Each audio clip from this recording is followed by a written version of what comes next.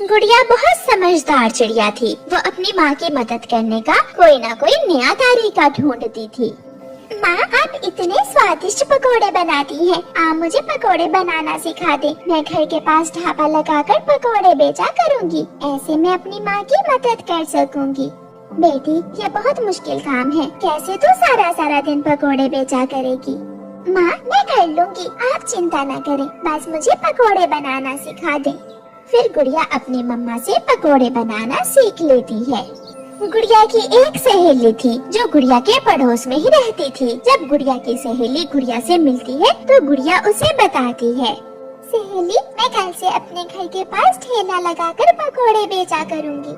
पकोड़े बेचा करेगी? ये काम तो गरीब पक्षी करते हैं। इतना छोटा सा काम तू करेगी? कोई भी काम छोटा या बड़ा नहीं होता। मेहनत करने से हर काम बड़ा बन जाता है। तो फिर तू ही कर ऐसे बड़े बड़े काम। आज से तेरी और मेरी दोस्ती खत्म हुई। मैं एक पकोड़े बेचने वाली चिड़िया से दोस्ती नहीं रख सकती। गुड़िया की सहेली वहाँ से चली जाती है, मगर गुड़िया अपने फैसले पर पक्की रहती है। वो दूसरे दिन अपने घर के पास पेड़ के नीचे पकोड़ों का ठेला लगा लेती है।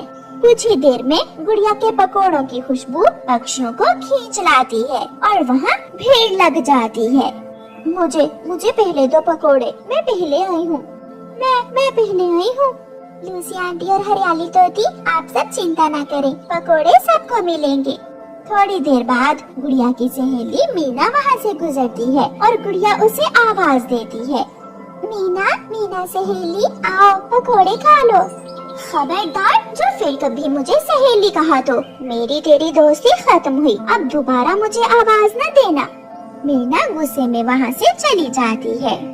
ऐसे दिन गुजरते गए और फिर एक दिन मीना की शादी होती है, मगर मीना अपनी शादी पर भी गुड़िया को इनवाइट नहीं करती।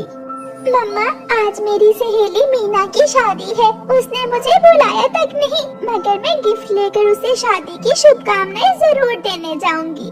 हाँ बेटी, आप ये गिफ्ट ले जाओ और मीना से मिल आओ। गुड़िया अपनी सहेली के लिए गिफ्ट लेकर उसके घर जाती है। चली जाओ, तुम यहाँ क्या करने आई हो? मेरे ससुराल वाले आते ही होंगे, क्या कहेंगे वो कि मेरी सहेली एक पकोड़े बेचने वाली है। मीना सहेली, मैं तेरे लिए गिफ्ट लेकर आई थी। मीना गुड़िया का गिफ्ट उठाकर बाहर फेंक देती है। मेरी शादी बहुत अमीर घर में होने जा रही है। मुझे तेरे जैसी पकोड़े बेचने वाली के गिफ्ट्स की कोई जरूरत नहीं है। चल भाग यहाँ से। गुड़िया रोती हुई वहाँ से चली जाती है। मीना की शादी हो जाती है और वो ब्याह कर अपने पति के साथ चली जाती है और गुड़िया फिर से अपने काम में लग जाती है। 2-4 दिन तो मीना का पति मीना के साथ अच्छा व्यवहार करता है, मगर फिर वो मीना से लड़ाई शुरू कर देता है। उठ, अब तेरे पंखों की मेहंदी उतर गई है। जाओ मेरे लिए भोजन लेकर आओ। पति जी, आप तो बहुत अमीर हैं। माँ ने बताया था कि आपके अंगूरों के खेत हैं। वो सब तो मैंने शादी करने के लिए झूठ बोला था। जाओ अपना दाना खाओ और मेरे लिए ले आओ। मीना ने तो कभी काम किया ही नहीं था, इसलिए वो दाना लेने जब जंगल जाती है तो उसे बहुत परेशानी होती है। वो शाम को खाली हाथ ही वापस लौट आती है। बेशरम, तू सुबह से गई है, मैं भूख से मर रहा हूँ और तू खाली हाथ ही वापस आ गई। मीना का पति मीना को मारने लगता है। मुझे मत मारिए पति जी, मैं कल दाना ले आऊंगी। चल जा और मेरे लिए चाय बना कर ला। मीना को तो चाय बनाना भी अच्छे से नहीं आती थी। मीना जब चाय लेकर आती है, छी, ऐसी बकवास चाय तो कोई जानवर भी ना पिए। चल दफा हो जा मेरी नजरों से, वरना बहुत मारूंगा तुझे। ऐसे मीना की जिंदगी बहुत मुश्किल हो जाती है और फिर एक दिन मीना का पति दारू पीकर घर आता है और उसे मारना शुरू कर देता है। मीना फैसला करती है कि वो अब उस घर में नहीं रहेगी। वो उस शाम अपने घर वापस चली जाती है। गुड़िया पकोड़े बना रही थी जब दोपहर के बाद मीना वहाँ आती है। मीना के चेहरे पर मार के निशान थे। मीना गुड़िया के पास आकर रोने लग जाती है। मीना सहेली, क्या हुआ? तुम रो क्यों रही हो और तुम्हारे चेहरे पर ये निशान कैसे हैं? गुड़िया सहेली, मुझे माफ कर दो। मैंने कभी तुम्हारी बातों पर ध्यान न दिया था। अपनी जिंदगी में मेहनत करने की बजाय अमीर पक्षी से शादी करना चाहिए। मगर मेरा पति मुझे बहुत मारता है, वो मुझ पर बहुत अत्याचार करता है। चुप हो जा सहेली, आज से तू भी मेरे साथ यहाँ काम करेगी। जब मेरी सहेली मेरे साथ काम करेगी तो मेरे पकोड़े और भी स्वादिष्ट बन जाएंगे। फिर ऐसे मीना अपनी सहेली गुड़िया के साथ मिलकर पकोड़े बेचने लगती है। प्यारे दोस्तों, इस कहानी को लाइक, अपने दोस्तों के साथ शेयर और चैनल को सब्सक्राइब करना बिल्कुल मत भूलना। आपका धन्यवाद। चिड़िया ने अपनी एक बकरी रखी हुई थी। चिड़िया की बकरी बहुत अच्छी बकरी थी। वो चिड़िया को दूध देती। चिड़िया अपनी बकरी के दूध से चाय बनाती और मीठी मीठी खीर। जब भूख लगती तो दोनों चिड़िया और उसकी बकरी अपने भोजन की खोज में चली जाती। बकरी, हम नदी के पास जाती हैं। तुम वहाँ से हरी भरी घास खा लेना और मैं दाना ले लूंगी। चिड़िया, आज फिर वो बिल्ली मुझे घूर कर देख रही थी। बकरी, तुम छोड़ो उस बिल्ली को, और हाँ, अगर कहीं रास्ते में वो बिल्ली मिले तो रास्ता बदल कर गुजर जाना। दोनों भोजन लेने चली जाती हैं।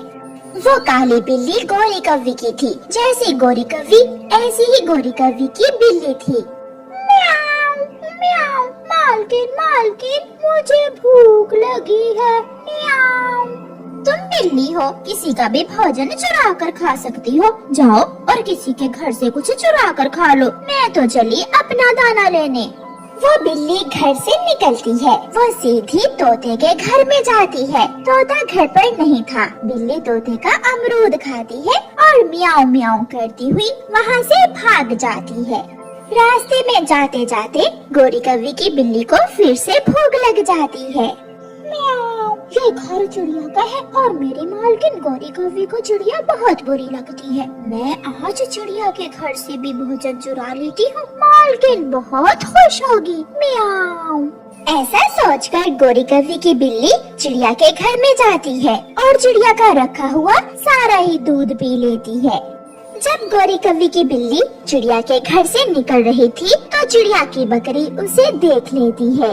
ये बिल्ली यहाँ क्या कर रही है? ये जरूर हमारे घर से कुछ चोरी करने आई होगी। बकरी भाग कर जाती है और अपनी मालकिन चिड़िया को बताती है। मालकिन चिड़िया, वो बिल्ली हमारे घर से निकल कर जा रही थी। मैंने उसे देखा है। वो हमारे घर क्या लेने आई होगी? चिड़िया और बकरी जल्दी से घर जाती है। पी गई, वो दुष्ट बिल्ली मेरा दूध पी गई। आप अभी जाइए मालकिन और उस बिल्ली के मालकिन कव्वी को जाकर बताइए। चिड़िया गोरी कव्वी के पास जाती है। कव्वी, तुम्हारी ये बिल्ली मेरे घर से मेरा दूध पी कर आई है। इसे समझा लो, अगर दोबारा ये मेरे घर गई तो मेरी बकरी इसे बहुत मारेगी।